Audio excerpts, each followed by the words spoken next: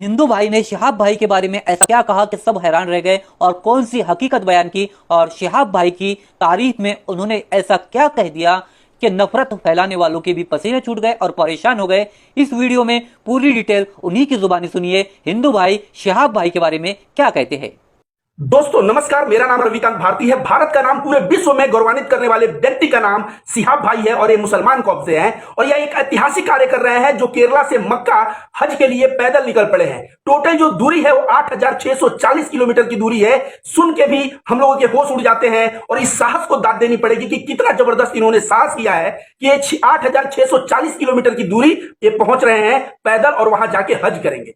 दोस्तों तमाम लोगों ने इनका मजाक भी बनाया कि समुद्र के रास्ते कैसे जाओगे, तो मैं कहूंगा उन लोगों को अपना नॉलेज बढ़ाना चाहिए, क्योंकि भारत से जो है मक्का और खाने काबा तक जाने का भूमि का भी रास्ता है। उसके लिए भारत से पाकिस्तान जाना पड़ेगा, पाकिस्तान से ईरान जाना पड़ेगा, ईरान से इराक जाना पड़ेगा, इराक से कुवैत जाना पड़ेगा, कुवैत से सऊदी अरबिया जाना पड़ेगा और सऊदी अरबिया में मक्का खाने काबा में जाके कोई व्यक्ति पैदल भी जाके हज कर सकता है।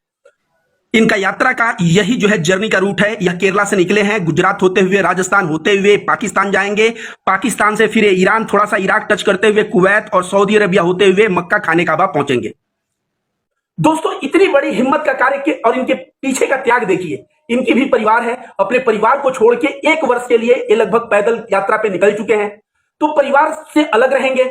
दूसरी नंबर बात, रास्ते में चल रहे हैं तो बारिश हो रही है, तो बारिश में रेनकोट पहन के चल रहे हैं, कहीं धूप हो रही है उसमें भी चल रहे हैं, कहीं ठंडी होगी उसमें भी चलेंगे। सोचिए अपने शरीर को, इसी को हिंदू धर्म में तपस्या कहते हैं, यह किस तरह से अपने शरीर को तपा रहे हैं और एक तरह से तपस्या कर रहे हैं ईश्वर के प्रति, अल्लाह के प्रति।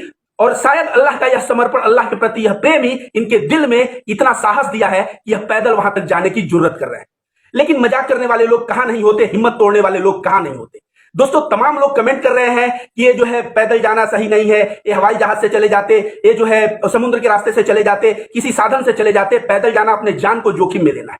तो जो भी व्यक्ति यह बात कह रहा है, पहले मैं उससे कह दूं, याद रखो कन्फ्यूशियस ने कहा था कि हजारों मील की यात्रा एक कदम से शुरू होती है और रोज अपने जीवन में एक पत्थर को साइड करते जाओगे तो एक जीवन काल में पहाड़ को तुम साइड कर दिए रहोगे। दशरथ माझी जो पूरा पहाड़ तोड़ा, वो पहाड़ एक दिन में नहीं तोड़ा। साहब भाई भी यह यात्रा एक नाइट में नहीं कवर कर ले रहे हैं कि इनका कुछ हेल्थ इशू आएगा। साहब भाई ऑलरेडी प्लान करके, सोच समझ के, रोज उनको 25 किलोमीटर चलना है कि 30 किलोमीटर चलना है। जो मनुष्य का हेल्थ जितना सपोर्ट करता है उतना वह चल रहे हैं और उनको कुछ नहीं होने वाला। क्यों? एक तो जो चल रहे हैं वो शरीर की क्षमता से बहुत ज्यादा नहीं है और दूसरा उनके ऊपर ईश्वर की कृपा है, अल्लाह की कृपा है। और जिसके ऊपर अल्लाह का हाथ हो, अल्लाह का कृपा हो, उसको अपने मंजिल से कौन रोक सकता है।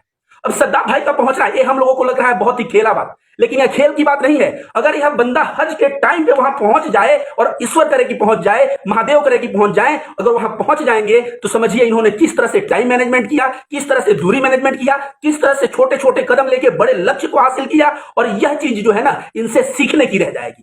वैसे इनके यात्रा में हिंदू और मुसलमान दोनों भारी मात्रा में आ रहे हैं और इनका स्वागत कर रहे हैं। यहां तक कि गुजरात पुलिस, गुजरात में इनका ट्विटर अगर आप देखेंगे तो इनको ऑफिशियल ट्विटर अकाउंट से गुजरात पुलिस को इन्होंने धन्यवाद दिया है, क्योंकि गुजरात पुलिस इनको बहुत ही मदद किया है, इनके सुरक्षा में लगा रहा है और बहुत ही सम्मान इनको गुजरात में मिला है। अब यह राजस्थान में पहुंचने वाले हैं और राजस्थान से पाकिस्तान जाने वाले हैं। टोटल इनकी यात्रा जो है 56 दिनों की हो चुकी है और अभी तक इनका स्वास्थ्य बहुत ही अच्छा है और भगवान करे कि इनका स्वास्थ्य ऐसा ही बना रहे और इस मुकाम को यह अगर पार करते हैं तो एक तो इनकी आस्था, इनका समर्पण अल्लाह के प्रति जो है सो है, भारत का भी नाम पूरे विश्व में एक मिसाल बनेगा कि भारत का एक ऐसा बंदा है जो इतने किलोमीटर की हज यात्रा करके और जो है हज करने आया।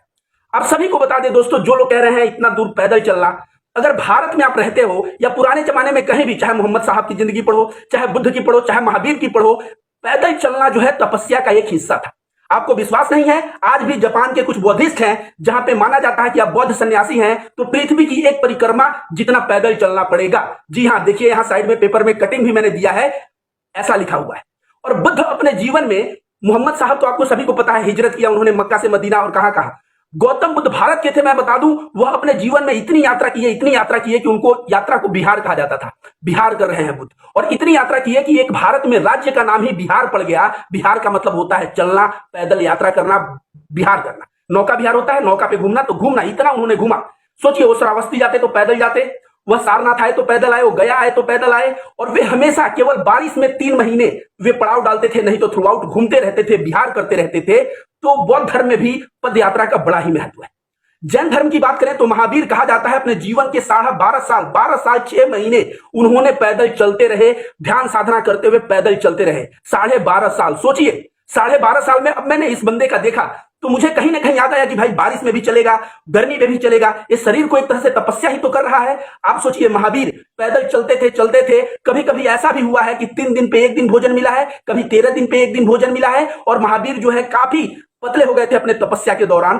तो आप समझिए कि भारत में महावीर भी पैदल चले। और हिंदू धर्म अभी कांवड़ यात्रा जा रहा है ना, हम लोग क्या बाबा विश्वनाथ या यहाँ बाबा धाम जो झारखंड में है वहां पे हम लोग गाड़ी घोड़े से नहीं पहुंच सकते? बिल्कुल पहुंच सकते हैं, लेकिन हम लोग देवघर पहुंचने के लिए सुल्तानपुर से हम लोग जल उठाते हैं। और सोचिए यहाँ पे प्रयागराज से जल उठाते हैं काशी विश्वनाथ जाने के लिए। 120-30 किलोमीटर की दूरी पैदल क्यों जाते हैं? सिर्फ इसलिए जाते हैं क्योंकि हमारे दिल में भगवान शंकर और महादेव के लिए जो समर्पण है, उस समर्पण को दिखाने के लिए, अपने भक्ति को दिखाने के लिए और अपने दिल से लोग पैदल जाते हैं। तो कांवड़ यात्रा में भी पैदल का बहुत ही महत्व है।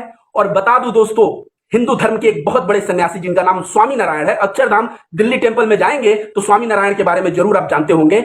उन्होंने कहा जाता है कि लगभग 9 साल 11 महीने पैदल चले थे। 9 साल 11 महीने, सोचिए कितना बड़ा दूरी होता है कि 9 साल 11 महीने दूरी इन्होंने पैदल चला था। और अंत में गुजरात पहुंचे और सारा तीर्थ घूमते हुए गुजरात में इन्होंने वहां पे जो है अस्थायी निवास बनाया। और फिर उनके बारे में आगे कहानी जान।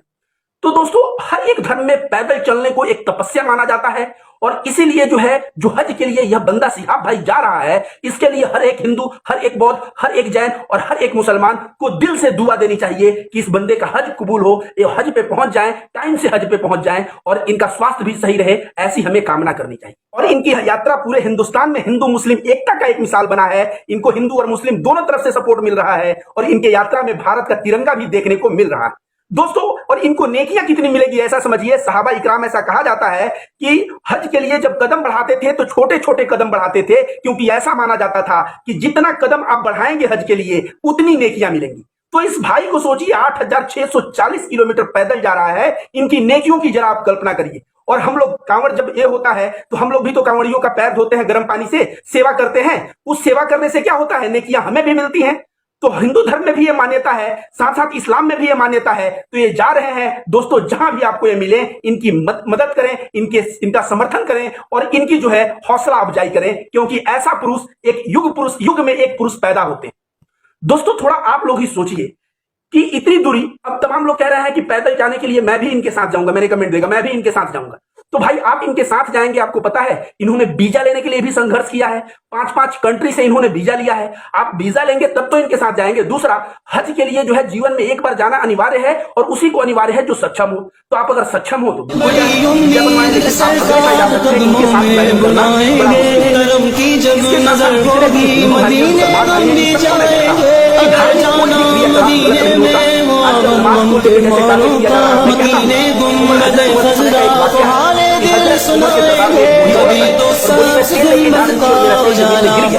और मुझे वही तेल चाहिए। और वो रो रही है, बोल रही है, रिक्वेस्ट कर रही है, वही तेल चाहिए। अब सोचिए जो तेल जमीन में गिर गया है उसको कैसे दिया जाए। तो हजरत उमर ने एक चिट्ठा लिखा और कहा कि लेके जाओ और उसको वहीं पे रख दो जहां तुम्हारा तेल गिरा है। उसको वहीं पे रख दी वो बूढ़ी औरत जहां पे तेल गिरा हुआ था। और कहा जाता है थोड़ी देर में तेल ऊपर आ गया और बूढ़ी औरत को तेल अपना मिल गया। तो उस चिट्ठे में क्या लिखा था पता है? उस चिट्ठे में लिखा था कि इस जमीन के अंदर मैं एक ऐसे आदमी को गाड़ दूंगा जो नमाज नहीं पढ़ता। मतलब समझिए, नमाज पढ़ने से व्यक्ति जो है रहमत वाला, रहम दिल वाला, बढ़िया अच्छा व्यक्ति होता है। तो हर एक प्रोसेस हम लोग ध्यान करते हैं, वो भी दिल में रहम देता है। तो हर एक प्रोसेस जो है रहम के लिए है, करुणा के लिए है, प्रेम के लिए है। धर्म कोई भी हो, क्या फर्क पड़ता है? हम हिंदू हैं, कोई मुसलमान है, कोई सिख है, कोई ईसाई है। अगर भूखे को रोटी कोई खिला रहा है तो मतलब सेवा से होनी चाहिए, मतलब प्रेम से होनी चाहिए। और सारा का सारा धर्म जो है यही सिखाता है। तो एक दूसरे के धर्मों को मजाक उड़ाने के बजाय हम लोग सम्मान दिखाएं। और जो जा रहे हैं भाई केरला से मक्का तक, मैं देख रहा हूं इनको हिंदू मुस्लिम, यहां तक कि गुजरात पुलिस का भी समर्थन मिला, जिस तरह से ये धन्यवाद दे रहे हैं। मतलब कहीं ना कहीं पूरे विश्व में हिंदू मुस्लिम एकता का जो संदेश एक मुस्लिम भाई जिसका नाम सिहाब है उसके वजह से फैल रहा है। इसके लिए मैं सिहाब भाई को भी धन्यवाद देता हूं और मैं ईश्वर से कामना करता हूं, महादेव से कामना करता हूं कि आपकी हज यात्रा जो है समय से आप पहुंचे और आप अपना हज यात्रा कंप्लीट करें।